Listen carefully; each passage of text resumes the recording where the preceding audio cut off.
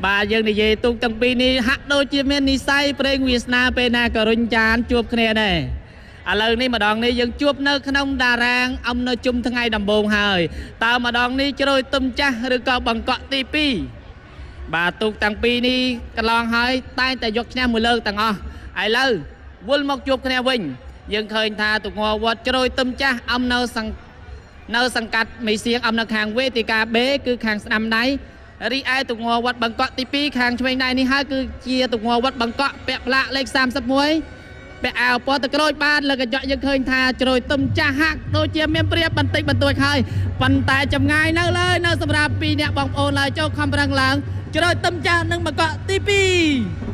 Và một trận đấu hay nữa đang diễn ra trước mắt chúng ta. Bangkok 2 và Trà Tim Cũ bơi bên phải màn hình, ghe số 8 Bangkok 2 bơi bên trái màn hình.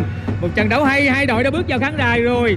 Bên khán đài đó là Bangkok 2, bên phải đường bơi số 2 đó là Trà Tim Cũ số 8 Bangkok số 31. Bangkok 2 đã giành chiến thắng trước Muni Sakeo ở lượt trận vừa rồi. Và bây giờ chúng ta thấy như thế nào?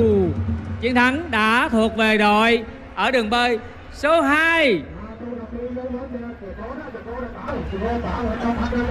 Chúng ta cùng xem lại.